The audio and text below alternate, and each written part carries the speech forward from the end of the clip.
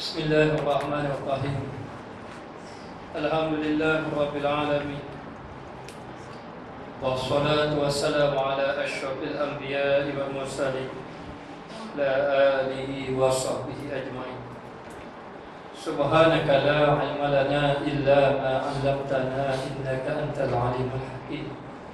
Rabbi shrah li sadri wa yassir li amri wa hlul 'uqdatam min lisani yafqahu qawli. Pada malam ini kita masih lagi sambung apa yang kita baca minggu lepas mengenai berdendang syair.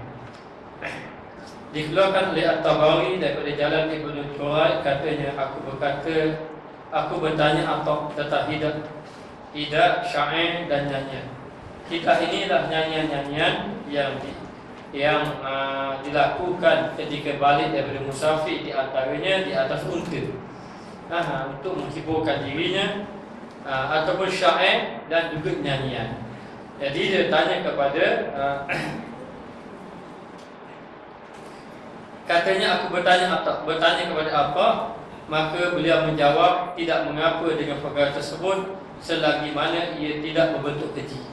Adakah salah kalau kita bernyanyi-nyanyi ataupun kita bersyair dengan syair itu dilagu-lagukan, ataupun kita berhidak, yakni kita menyanyi-nyanyi di belakang unta ketika balik daripada musafir? Lalu jawab apa? Mengatakan bahawa tidak mengapa selagi mana perkara tersebut tidak berbentuk perkara mungkar ataupun perkara keji. Maka di sini dapat kita faham bahawa menyanyi-nyanyi ataupun bersyair, syair yang dilagu-lagukan ataupun berhidak ini dengan kata menyanyi di belakang unta semasa balik, ataupun di belakang unta, di atas unta ketika balik daripada musafir. Lalu dikatakan tidak mengapa selagi mana nyanyian tadi tidak membawa kepada perkara yang mungkar ataupun perkara yang keji. Maka di sini tidak dilarang dalam agama kita untuk kita menyanyi-nyanyi. Lebih-lebih lagi kalau nyanyian tadi memuji baginda Rasulullah sallallahu alaihi wasallam. Maka Ibnu Battal menyebut apa-apa yang terdapat pada syair dan juga zajar tentang mengingati Allah Ta'ala, mengagungkannya, mengesakannya, ataupun pengorbanan mentaatinya dan juga pasrah kepadanya, maka perkara tersebut adalah baik dan digalakkan. Maknanya kalau ada betul-betul syair ataupun kata-kata semangat yang boleh membawa seorang tadi ingat kepada Allah, ataupun dengan arti kata dendangan-dendangan yang menyebabkan seorang tadi mengagungkan Allah, mengesakan Allah, dan juga menceritakan tentang pengorbanan terhadap Allah Ta'ala, seperti cerita tentang berjihad pada jalan Allah, maka itu adalah perkara yang baik, bahkan ia digalakkan. Sedangkan Nabi SAW ketika Nabi berhijrah daripada Mekah ke Madinah, ketika Nabi sampai ke kota Madinah, orang-orang menyambut baginda Rasulullah SAW dalam keadaan mereka itu mendendangkan lagu ataupun menyanyi-nyanyi lantaran kegembiraan apabila melihat baginda Rasulullah SAW sampai ke kota Madinah. Jadi nak beritahu nyanyian-nyanyian ini Nabi pernah mendengarnya dan sahabat-sahabat Nabi pun tahu. Lalu sahabat Nabi ada di antaranya yang mengatakan itu tidak mengapa dan menyuruh sahabat-sahabat lain ataupun dengan arti kata mereka itu menggalakkan syair ataupun nyanyian. Jadi selagi mana ia membawa kepada perkara yang baik, pada perkara mungkar. Kalau nyanyi menceritakan tentang kisah wanita sebagai contoh, ataupun harta benda, ataupun dunia, ataupun perkara yang boleh membangkitkan nafsu, dan semuanya itu perkara yang diharapkan oleh Allah, maka ini nyanyian macam ini memang jelas tidak boleh. Tetapi kalau nyanyian memuji Nabi, seperti dikatakan ya Sayyidi ya Rasulullah, An-Nabi sallallahu alaihi, itu semua perkara-perkara yang baik yang memuji baginda Rasulullah sallallahu alaihi wasallam. Bahkan dikatakan ianya digalakkan, ianya adalah perkara yang baik. Itulah yang dikehendaki di dalam hadis Nabi sallallahu alaihi wasallam, inna minasy-sya'ri hikmatan. sesungguhnya daripada syair itu terdapat hikmah daripada syair tadi. Jadi hikmah ini dengan arti kata dapat diambil perkara-perkara yang baik daripada syair tadi, ataupun ada hikmahnya, ada kebaikannya. Apa-apa yang dusta dan keji, maka ia agak tercela. Lainnya kalau syair tadi ataupun nyanyian tadi yang keji dan tercela, ataupun yang perkara-perkara yang dusta, maka ia memang sama sekali dilarang. Sampai kepada kata-kata apa yang terhasil ialah bahawa berhijab dengan saja dan juga syair itu sentiasa dilakukan di sisi hadrat Nabi SAW. Jadi nak beritahu, dikatakan bahawa Nabi sentiasa mendengar nyanyian-nyanyian ataupun dendangan-dendangan ataupun lagu-lagu yang berada di dalam hadrat Nabi, maknanya di sisi Nabi, bersama dengan Nabi. Maka di sini kita dapat faham, kita dapat faham bahawa majlis-majlis Nabi kadang-kadang ada juga yang disertai dengan nyanyian, lagu-lagu untuk menghiburkan hati, untuk melembutkan hati. Maka sebenarnya ia tidak mengapa, bahkan dikatakan sentiasa dilakukan. Maknanya biasa dalam majlis ilmu Nabi, dalam perjumpaan dengan Nabi, dalam bersama dengan Nabi, tiba-tiba ada sahabat Nabi yang mereka itu bersyair. Sahabat Nabi yang terkenal dengan syairnya seperti Hasan bin Sabit, sehingga kan Nabi letakkan di satu tempat yang khusus di dalam masjid agar dia berdendang dengan syairnya, agar dia melakukan syairnya, supaya Nabi dan para sahabat Nabi yang lain dapat mendengar dendangan yang didendangkan oleh Hasan bin Sabit tadi. Maka demikianlah menunjukkan kepada kita dalam ketika bersama dengan Nabi, lalulah sahabat-sahabat Nabi bernyanyi, bersyair, berdendang dengan perkara-perkara yang baik. Tidak ada perkara-perkara yang keji. Kalau perkara itu tidak boleh, nescaya Nabi akan melarangnya, kerana ia berada di hadapan Nabi, di hadapan Nabi, di sisi Nabi. Tapi Nabi tidak melarangnya. Bahkan Nabi menggalakkannya. Boleh jadi ia diminta untuk dilakukan, dan ia tidak lain melainkan hanya syair yang dialunkan dengan suara yang merdu serta alunan yang berirama. Jadi nak beritahu, dengan alunan yang berirama, dengan suara yang merdu, Nabi pun suka mendengarnya. Bahkan ada dikatakan yang dinyanyikan itu disuruh oleh Nabi. Maknanya memanglah Nabi menggalakkan ia. Maka demikianlah kita boleh berdendang, bersyair, berlagu, bernyanyi, selagi mana perkara itu tidak bercakap dengan syarak, ataupun selagi mana ia membawa kepada perkara-perkara yang baik. Sebab itu Imam Asy-Syafi'i kata, sesuatu yang baik itu maka dikira baik. Sesuatu perkara yang boleh membawa kepada kebaikan itu dikira baik. Dan satu perkara yang membawa kepada perkara keji itu keji. Hatta perkara yang membawa kepada baik itu melibatkan nyanyian-nyanyian, itu pun baik kalau ia membawa kepada perkara yang baik. Apa salahnya kalau orang itu berzikir, menyebut la ilaha illallah tapi berlagu-lagu? Apa salahnya orang itu berselawat Allahumma salli ala Muhammad tapi berlagu-lagu?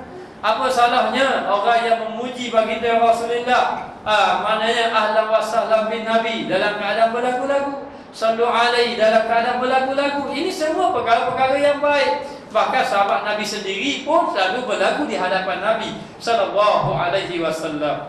Maka beliau juga menyebut,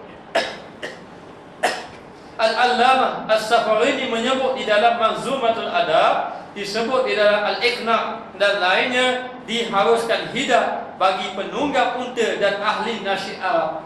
Maknanya bagi penunggang unta, dia naik unta, kemudian dia pun berdendang di atas unta, itu dipanggil hidab. Jadi diharuskan, dibolehkan. Kata Al-Allamah As-Safarini mengatakan ia diharuskan, dibolehkan, dan juga bagi ahli nasyid, bagi orang-orang yang boleh mengadunkan nasyid, ataupun dia panggil munsyid. Munsyid ni orang ahli nasyid lah, maknanya yang mempunyai suara yang merdu dan juga boleh mengalun-alunkan lagu dengan dendangan-dendangan yang tertentu, tapi dengan syarat ianya adalah perkara yang membawa kepada kebaikan. Maka beliau juga menyebut, yakni Al-Allamah As-Safarini, mazhab mengharuskannya tanpa makruh. Harus boleh, tidak makruh. Kerana terdapat khabar yang saling menguatkan di antara satu sama lain. Khabar di situ adalah hadis. Terdapat hadis yang menguatkan di antara satu sama lain, yang menunjukkan boleh seseorang itu berhidah ataupun berdendang dengan lagu-lagu yang dibenarkan oleh syarak ataupun tidak bercampur dengan syarak. Maka itu menunjukkan bahawa mazhab mengharuskan dia, tidak ada masalah. Tidak ada masalah. Perkara itu harus, perkara itu boleh, tidak membawa kepada makruh katanya. Maka ia juga zahir di dalam asal. Asal ni lah kata-kata para sahabat tentang dendangan syair dan juga hidak ketika musafir. Begitu juga sahabat-sahabat ada mengatakan ataupun ada mencatat mengenai perkara yang dibolehkan, termasuk perkara yang dibolehkan, yakni berdendang syair, bersyair dan juga berhidak, yakni naik unta. Ketika naik unta mereka menyanyi-nyanyi, berdendang-dendang ketika naik unta. Ketika itu mereka bermusafir, maka dibolehkan. Sahabat Nabi mengatakan boleh. Ada catatan sahabat, sesungguhnya sebahagian ulama telah menyebut bahawa telah ijma' tentang keharusan hidak, yakni sebahagian ulama telah bersepakat, setuju mengatakan boleh berhidak. Hidak ni nyanyi atas unta lah maknanya. Jadi kita bukan kena nyanyi atas dalam kereta, tidak. Tapi nak beritahu, menunjukkan bahawa bersyair-syair, berlagu-lagu, berdendang itu dibolehkan.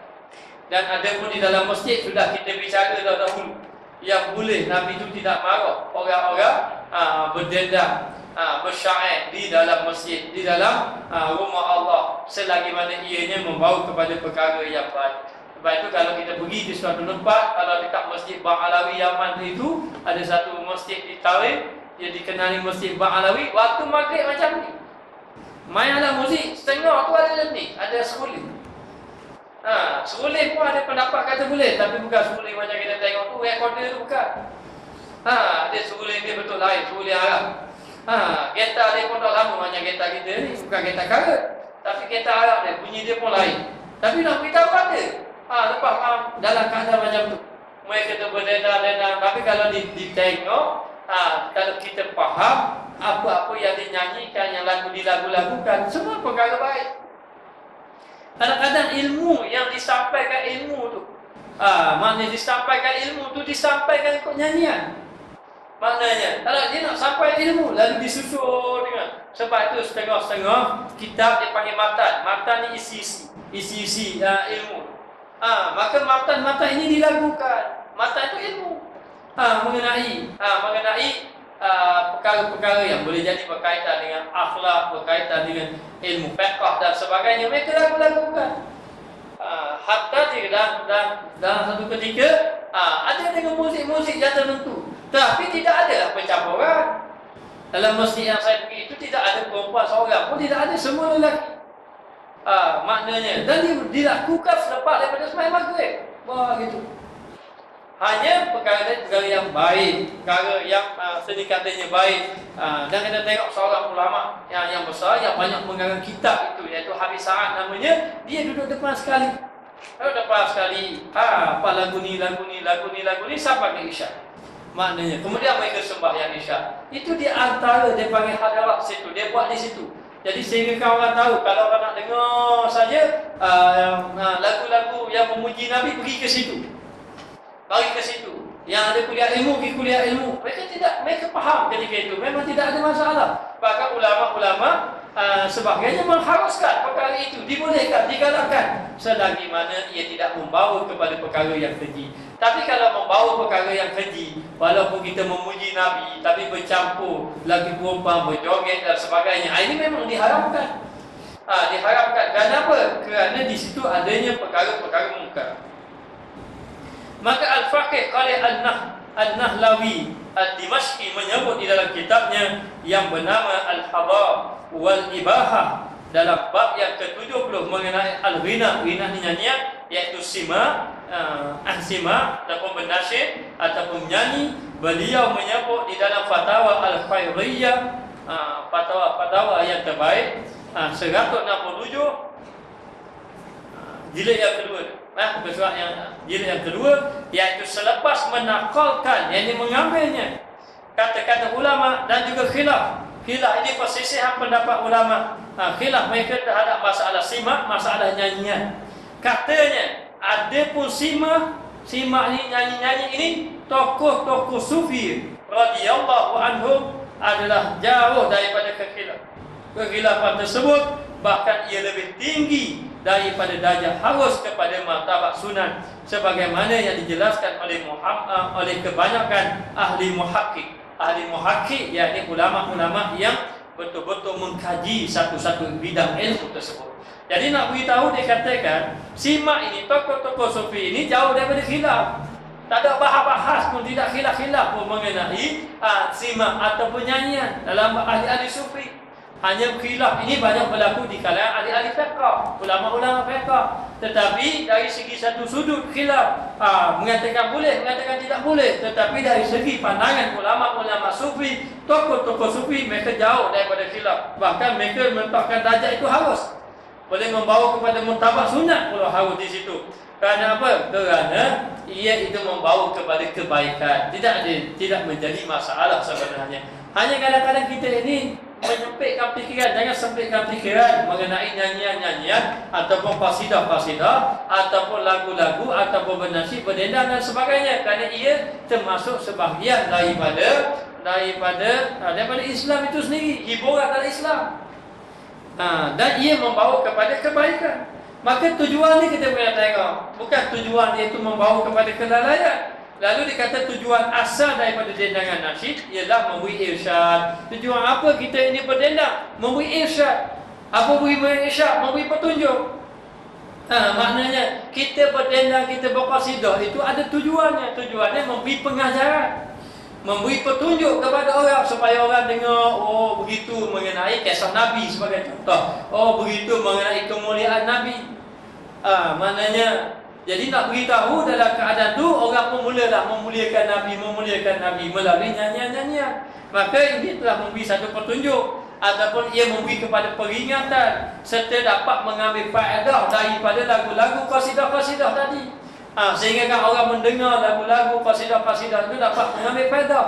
Bahkan bukan saja dapat mengambil faedah, orang yang mendengar lagu-lagu yang berbentuk keagamaan ataupun ketuhanan ataupun membaikkan pujian-pujian pada Nabi, dia akan menjadi lembut hatinya kerana ia membawa kepada kebaikan. Jadi nak beritahu, tidak dapat tidak melihat kepada tujuan, maqasid dia tu, maqasid tujuan asal dia. Yang berdendang, yang bernyanyi itu untuk apa?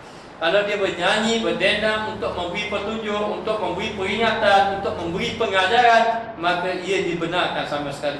Ia mengikut tabiat pendendangnya. Tengok atas pendendangnya, iaitu untuk membentuk naluri jiwa dan juga membangkitkan perasaan hati sanubari agar uns dengan hadrat qudusiyah, agar dia ini jinak dengan Allah Subhanahu wa taala.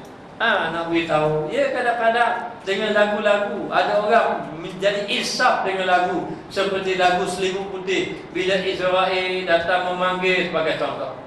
Jasad terkujur di pembaringan. Jadi menceritakan tentang kita dengan malaikat maut, kematian. Kemudian lagu-lagu mengenai lastu lil firdaus, aku ini orang yang tidak layak masuk dalam syurga, tetapi aku tidak tahan menanggung azab api neraka. Lepas tu kita beritahu, ya Allah ampunlah, Engkau lah Tuhan yang mengampun dosa-dosa besar. Jadi nak beritahu, ada juga yang melalui zikir-zikir yang tertentu sampai menangis hati manusia. Orang boleh menangis dengan nyanyian-nyanyian ini.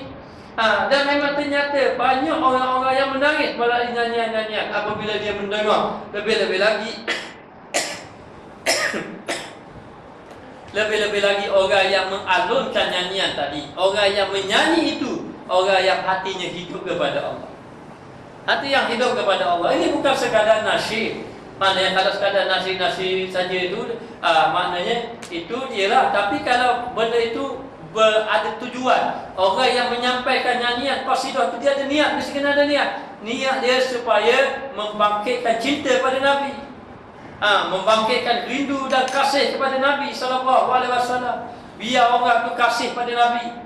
Maknanya biar orang teringat pada Nabi, lalu diceritakan tentang Nabi, dinyanyikan kisah Nabi, sehingga kan jiwa manusia tadi mari perasaan dalam hati dia, rasa rindu, rasa asyik, rasa ingin, rasa cinta, rasa suka kepada Nabi sallallahu alaihi wasallam. Tapi kalau inilah tujuannya, memang ia digalakkan. Sama sekali ia tidak dilarang, bahkan ulama mengharuskan kalau perkara ini membawa kepada kebaikan. Sehinggalah hati jadi menjadi jinak dengan Allah. Hati sentiasa ingat kepada Allah Ta'ala. Kadang-kadang kita dengar lagu-lagu yang mendayu, lagu-lagu yang ada lagu yang tajuk dia ingat mati.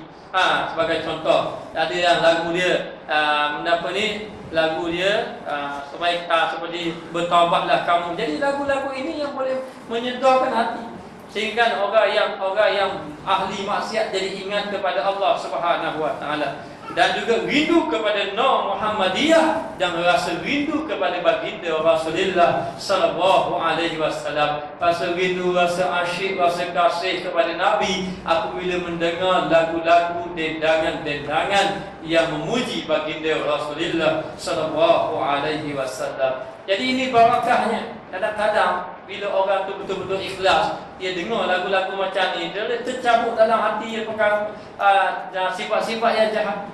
Kadang-kadang dia ni mengekalkan dosa besar ataupun mengekalkan dosa bila dia duduk majlis yang ada nyanyian-nyanyian, dendangan-dendangan yang memuji Nabi, yang mengingatkan kepada Allah. Kadang-kadang boleh jadi insaf, menangis duduk dalam majlis tadi. Ingat, takut kepada Allah Ta'ala. Ia sebagaimana sifat yang terdapat pada tokoh-tokoh sufi yang tidak terhijab dengan suara-suara kelalaian. Jadi sebab itulah orang yang mendendangkan nasyid tadi, dia sendiri mestilah jiwa dia, hati dia mestilah berniat untuk kembalikan manusia kepada Allah, dan dia sendiri pun mesti dalam keadaan hati yang berjinak kepada Allah, yang rindu asyik kepada baginda Rasulullah sallallahu alaihi wasallam. Maka tokoh-tokoh sufi mereka itu sentiasa menyanyi. Saya pernah bercakap dengan Syekh Hazimuddin, dia mengatakan bahawa ahli-ahli sufi ini setelah menjadi darah daging mereka ini berqasidah. Penyanyi-nyanyi ini berqasidah telah menjadi darah daging mereka. Biasa dia kata, tokoh-tokoh sufi ini mereka menyanyi, mereka berdakwah, bukan saja berdakwah dengan ilmu, bahkan mereka berdakwah dengan akhlak. Dia tunjuk akhlak yang baik sehingga kan orang ikut pada dia. Bahkan juga mereka berdakwah melalui nyanyi-nyanyian ataupun muzik-muzik ataupun dendangan-dendangan yang menyentuh hati perasaan manusia, sehingga manusia dengar tadi rasa insaf serta-merta kepada Allah Subhanahu wa taala. Kecuali hati kita ni memang banyak lalai kepada Allah, banyak sangat hijab kepada Allah, itu kena banyak kali dengar. Kadang-kadang setahun tak jadi benda, 2 tahun barulah rasa insaf bila dengar lagu-lagu qasidah. Ada orang dia dengar saya sudah menangis, ada orang dia dengar sudah menangis. Tapi saya mengambil satu kenyataan seorang hamba Allah, saya tak mau sebut namanya. Dia kata dia telah hadir dalam majlis malam cinta Allah dan Rasul. Dia mendengar qasidah-qasidah pelajar, menangis dia. Menangis hatinya bila mendengar qasidah-qasidah yang disampaikan oleh pelajar. Dan rasa hatinya cukup tertarik. Boleh menginsafkan dia. Dia datang walaupun dia jarang datang, dia datang mungkin dengan hati yang betul-betul tulus ikhlas, betul-betul nak mencari ketuhanan, maka Allah Ta'ala buka. Tapi kalau dia belajar, dia datang, dia dengar, tapi masih lagi mengikut hawa nafsu, itu kadang-kadang tak mau berkesan juga.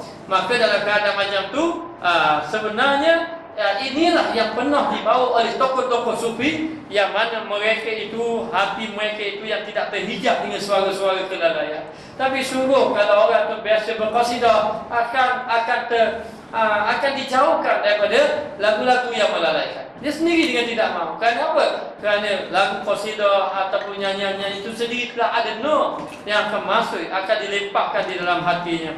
Sedangkan lagu-lagu yang membawa kelalaian itu membawa zulmat di dalam hati, menyebabkan kita lalai kepada Allah. Tapi kalau lagu-lagu yang membawa kita ingat kepada Allah, akan menyebabkan hati kita bercahaya dan juga mengingatkan kepada Allah Subhanahu wa taala. Maka dia kata tidak terkumpul kerana tujuan yang tidak berfaedah. Tokoh-tokoh sufi mereka menyanyi, mereka berlagu-lagu, dan suara mereka bukan suara yang membawa kepada kelalaian. Hati mereka tidak terhijab dengan perkara-perkara yang lalai, Bahkan mereka tidak berkumpul dengan nyanyi-nyanyi yang sia-sia, tidak. Bahkan mereka itu berkumpul dengan nyanyi-nyanyi, dengan lagu-lagu yang tertentu.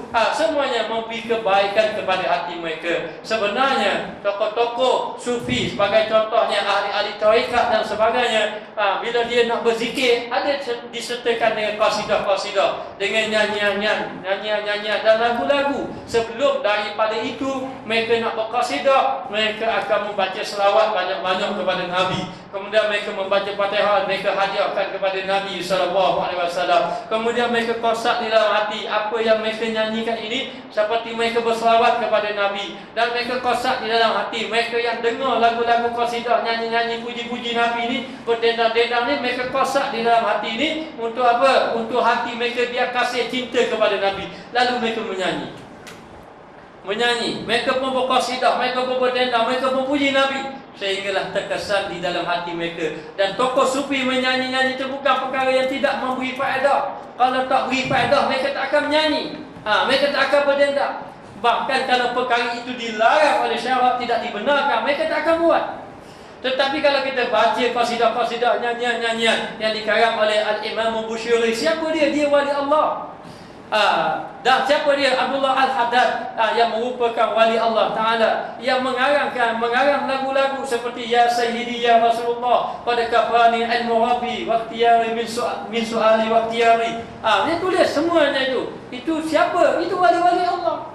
Dan orang melagu-lagukan yang apa yang dituliskan oleh dia, dalam keadaan hati mereka ingat kepada Allah Subhanahu wa Ta'ala. Maka demikianlah ahli-ahli sufi, tokoh-tokoh sufi, mereka itu berqasidah, bernyanyi dan sebagainya, menyebabkan jiwa mereka, hati-hati mereka menjadi lembut. Mereka sebenarnya berada pada satu lembah, sedangkan manusia lain berada pada lembah yang lain. Yang tidak berqasidah, yang tidak bernyanyi itu jauh pada orang. Kalau lagu-lagu yang melalaikan, mereka tak ada apa-apa. Tapi kalau lagu-lagu yang berqasidah ni, mereka sudah rasa tidak senang. Tidak senang. Jadi sepatutnya lagu-lagu yang melalaikan itu tidak senang. Dia tidak senang. Lagu qasidah ini fitrah, ini jiwa kita. Patutnya kita rasa gembira. Tapi ada juga di kalangan manusia yang tidak senang, tidak suka kalau orang macam ini disebut dalam kitab ni. Dia kata orang ni duduk lembah lain, kita duduk lembah lain. Mereka duduk di lembah yang lain, kita duduk di lembah yang lain. Ya, kita mengikut apa yang telah dibawa oleh ulama-ulama yang dahulu, ulama-ulama sufi yang terdahulu. Jadi kadang-kadang manusia ini mereka itu menunjukkan sesuatu yang tidak sepatutnya. Patutnya perkara itu mereka suka jadi tidak suka. Yang sepatutnya mereka tidak suka jadi mereka suka. Ini dah jadi terbalik. Maka sebenarnya berdendang-dendang berqasidah ini ada rahsianya.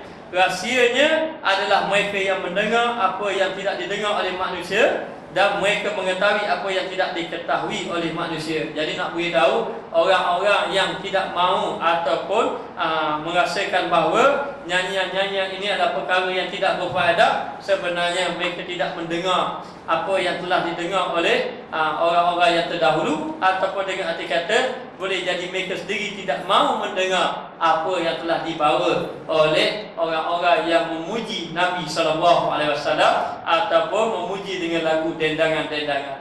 Maka simak ni nyanyian memberi kesan kepada ahwal mereka yang elok, akan memberi kesan sebenarnya. Sebab itu kita kena faham, kita nak tarbiyah diri kita ni, dia kena ada 4 tarbiyah. Satu tarbiyah jasmani, tubuh badan, melalui apa? Melalui sembahyang, rakaat, i'tidal dan sebagainya. Ini tarbiyah jasmani sebenarnya. Tapi kalau orang tidak bersembahyang 5 hari, 5 waktu dia sembahyang, tubuh jadi lemah. Tapi orang yang sembahyang selalu menggerakkan tubuhnya, otot-ototnya sentiasa bergerak. Subuh 2 rakaat, Zuhur 4, Asar 4, Maghrib 3, Isyak 4. Jadi sentiasa bergerak dengan rakaat-rakaat yang tertentu. Ini menunjukkan bahawa ia merupakan tarbiyah jasmani pada kita. Kemudian kena ada tarbiyah akal. Tarbiyah akal ini kita disuruh menghafal hadis, menghafal Al-Quran, menghafal ilmu-ilmu. Jadi kita kena hafal. Ini dia panggil tarbiyah akal. Dan satu lagi tarbiyah nafsu. Dan tarbiyah nafsu di antaranya apa? Di antaranya kita mendengar lagu-lagu qasidah. Kerana nafsu kita nak dengar lagu-lagu yang melalaikan. Mana ada manusia dia kata saya ini tak suka langsung lagu. Sebenarnya tidak. Ada mengatakan bahawa kalau dia kata dia sebenarnya manusia yang tidak suka langsung kepada lagu-lagu, dia adalah pembohong. Sebenarnya Allah Ta'ala sudah memberi fitrah manusia memang suka kepada lagu-lagu. Sehingga kan di surah Al-Quran itu dalam keadaan berlagu. Zayyinu aswatakum bil Quran. Hiaskanlah suara kamu dengan Al-Quran. Kerana Allah Ta'ala memberi fitrah kepada manusia memang suka kepada lagu. Memang suka kepada lagu, memang suka kepada wanita, memang suka kepada dunia, memang suka. Tetapi gunakanlah kepada perkara yang baik. Kalau cakap dengan wanita, guna cara baik melalui perkahwinan. Lagunya ke lagu baik. Kalau dunia, guna kepada jalan yang diredai oleh Allah. Maka kita kena guna mengikut kehendak Allah. Jangan buang. Guna untuk kehendak Allah. Lalu Allah Ta'ala beri kita di antara sifat naluri kita suka kepada lagu-lagu. Lalulah hendaklah kita ini mentabiah jiwa kita ini, nafsu kita ditabiahnya dengan di antaranya dengan kita memasukkan pujian-pujian kepada Nabi dengan lagu-lagu yang elok ataupun dendangan syair. Akhirnya akan memberi kesan kepada hati manusia.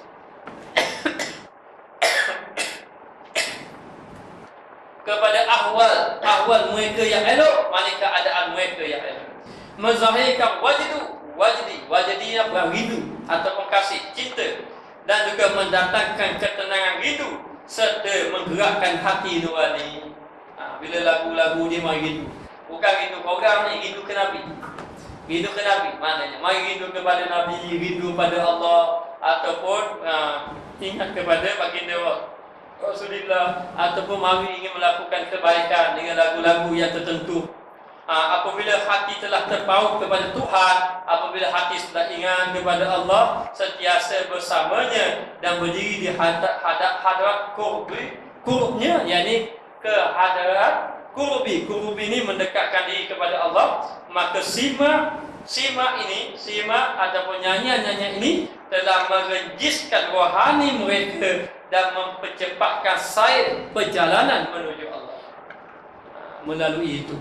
Sebab itulah ada seorang syekh, dia tak pasti kalau tak silapnya Syekh Nasir katanya, kalau tak silap. Maknanya dia pergi berdakwah. Bila pergi berdakwah, dia pergi berdakwah dengan ahli muzik.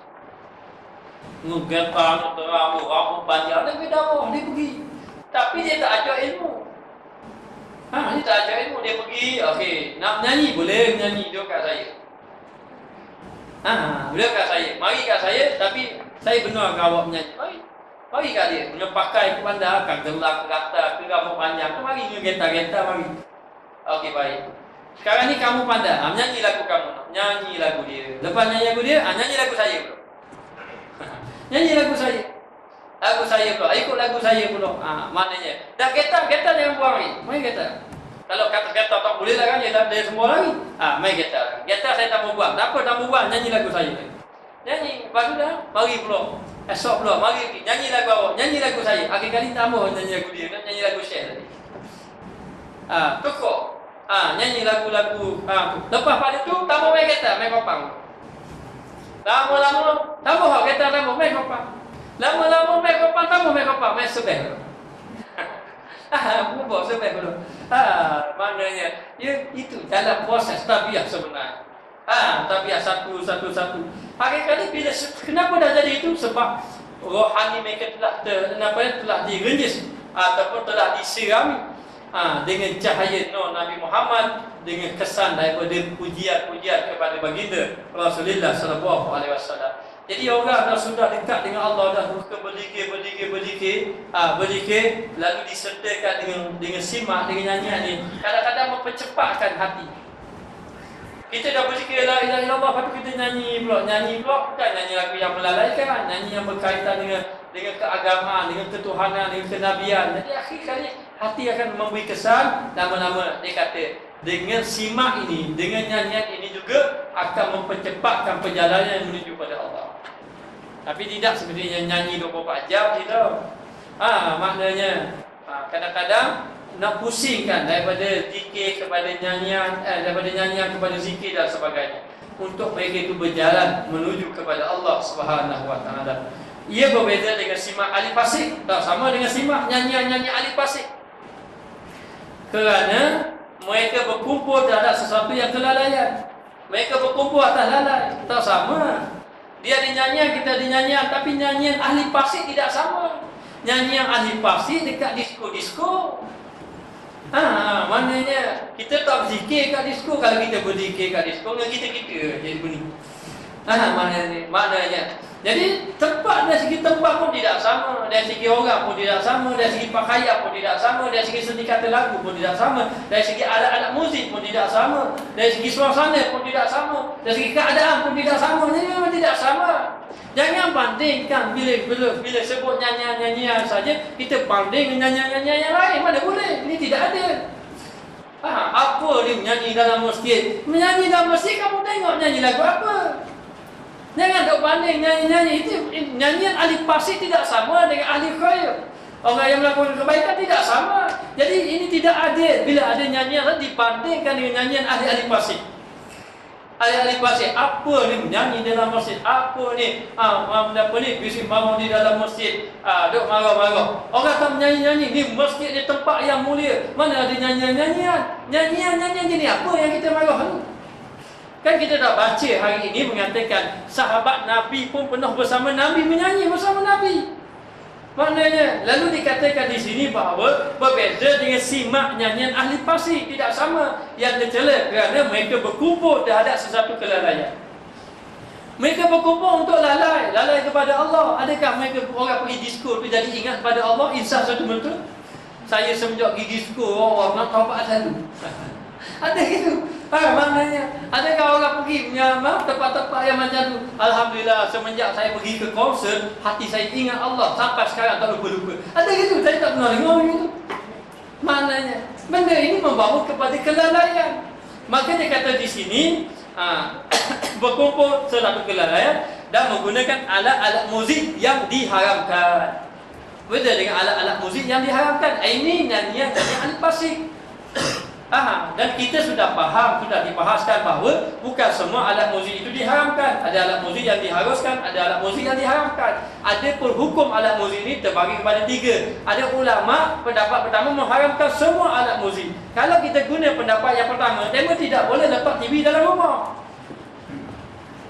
Sebab apa? Alat muzik tu yang salah tu bunyian pada alat muzik. Gitar tu tidak salah, gitar tu kayu, tali salah. Mana kayu tali? Kayu tidak salah, tali dia salah. Tapi mengapa gitar jadi salah? Apabila dipetik, akhirnya gitar kara semua. Apabila dipetik bunyi. Kemudian digunakan pada lagu-lagu yang melalaikan. Lalu diharapkan oleh ulama. Lalu ulama kata pendapat pertama haram semua alat muzik. Maka haram semua alat muzik. Kalau kita pegang pendapat yang pertama, tidak boleh TV yang di dalam rumah. Siapa tidak ada TV dalam rumah? Saya tidak ada. Baru orang tak diambil. Di-vacuum. Dan kita agak sekali. Maknanya jadi nak beritahu itu pendapat yang pertama. Pendapat yang kedua, sebahagiannya haram, sebahagiannya halal. Alat muzik, maknanya sebahagiannya haram, sebahagiannya halal. Pendapat yang ketiga, halal belaka alat muzik kecuali digunakan kepada perkara yang diharamkan. Maknanya maka ahli-ahli pasik mereka, nyanyian-nyanyian mereka ini, mereka ada alat-alat muzik yang diharamkan. Ini alat-alat muzik yang diharapkan menyebabkan, membawa kepada kekejian dan membawa kepada kepasikan hati. Hati jadi jahat, hati jadi pasik, hati jadi keras.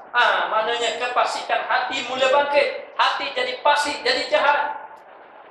Maknanya mereka lupa akan kewajipan terhadap Allah. Bila nyanyian-nyanyian pasik ini menyebabkan mereka lupa kepada Allah. Ini barulah dilarang.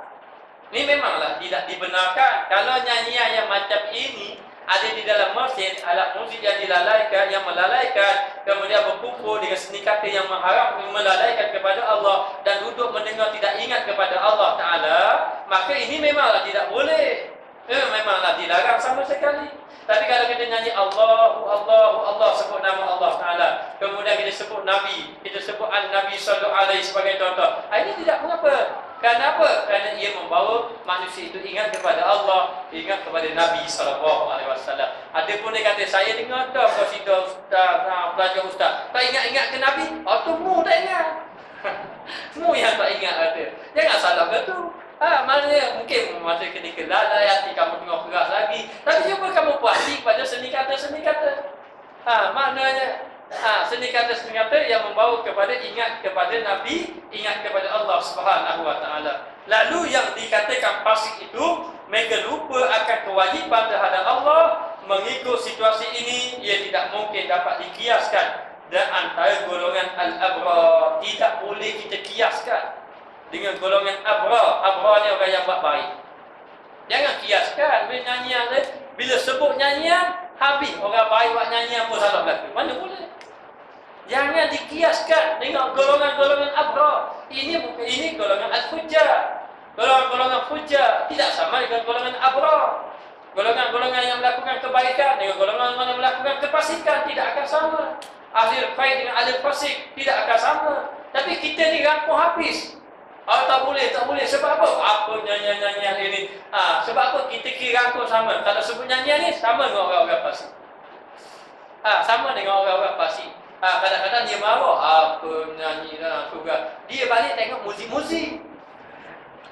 Maksudnya dia balik tengok muzik-muzik. Dia pergi ke madrasah hidayah, apa qasidah-qasidah nyanyian dalam masjid. Tapi dia balik, dia dulu sekali. Kadang-kadang dia kabar dia luar nombor satu siapa dia boleh tahu. Pemenang-pemenang penyanyi terbaik dan sebagainya. Jadi nak beritahu, jangan samakan, jangan kiaskan di antara golongan abrar dengan al-fujjar ataupun golongan saleh dengan golongan taleh. Maknanya dengan seni kata yang baik yang membawa kepada kekejian dengan yang membawa kepada kebaikan. Jangan kita kiaskan benda itu. Tidak sepatutnya ataupun tidak adil ataupun tidak selayaknya kita buat demikian. Kita menganggap perkara itu tidak baik sedangkan perkara itu ada membawa kepada kebaikan.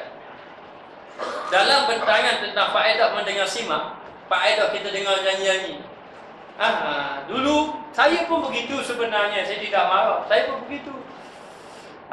Bila saya tengok ada seorang syekh namanya Syekh Nuruddin. Dia ini apa ni? Ahli fiqh. Dia dalam waktu yang sama dia beramal-amalan sufi. Jadi dalam keadaan macam saya tengok dia. Dia memang keras mengenai alat-alat muzik. Begini. Alat muzik ni tidak boleh. Saya menyangka bahawa dia ini memang orang yang jadi tidak berqasidah. Bila saya pernah backup awalnya, ini memang orang ni dengan hukum dia beritahu hukum, memang sangka orang ni memang orang tidak nyanyi pun tidak boleh. Kalau dia tidak boleh, apabila dia ada bahas tentang alat muzik, dia disebut alat muzik ni tidak boleh. Rupanya yang tidak boleh yang kata itu dia melibatkan golongan-golongan ahli fasik. Tetapi bila kita masuk kuliah dia, kita masuk belajar dekat kuliah dia, sebelum berkuliah dia akan menyanyi.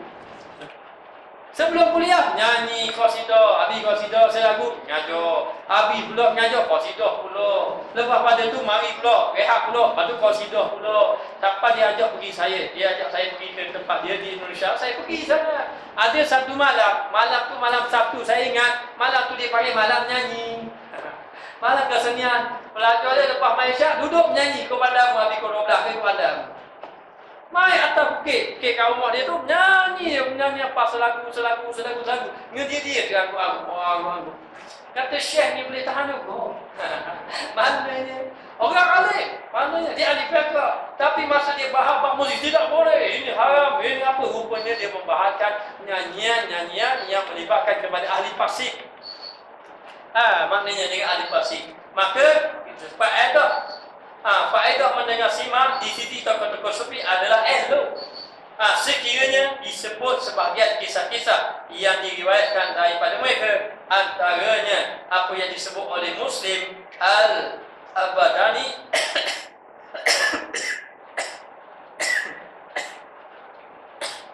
jadi ada cerita, ada kisah mengenai nyanyian ini. Maka apa yang disebut oleh Muslim Al-Abadani telah datang kepada kami Saleh Al-Murri, At-Tabah Al-Ghulam, Abdul Wahid bin Zaid,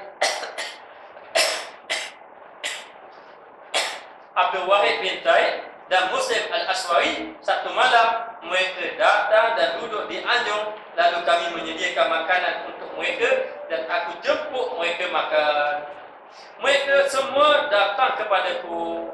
Lalu apabila aku hidangkan juadah di hadapan mereka, mereka pun berkata, seketika itu mereka pun berkata, apabila datang, dia pun bawa makanan-makanan, berkumpul ramai-ramai tu, lalu dia hantar makanan, duduk depan makanan, lalu dia kata, apa dia kata?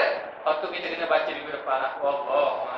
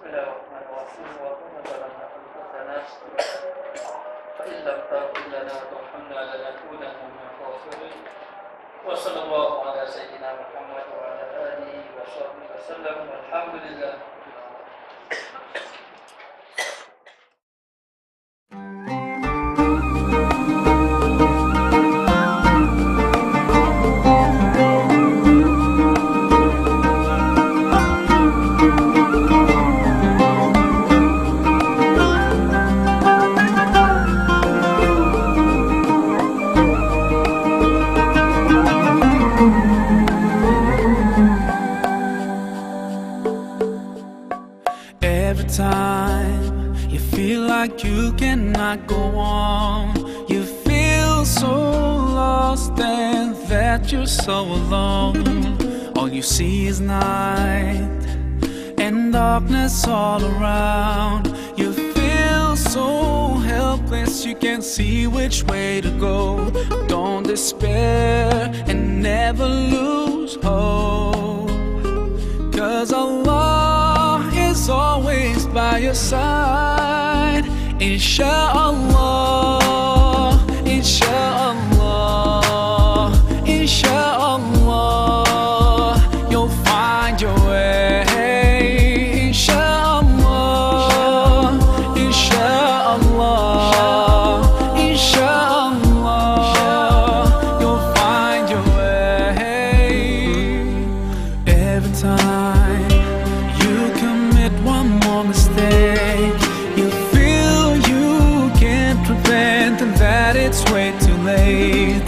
You're so confused, wrong decisions you have made haunt your mind and your heart is full of shame. But don't despair and never lose hope, 'cause Allah is always by your side. Insha'Allah, Insha'Allah, Insha'Allah, you'll find your way. Insha'Allah, Insha'Allah, Insha'Allah, you'll find your way.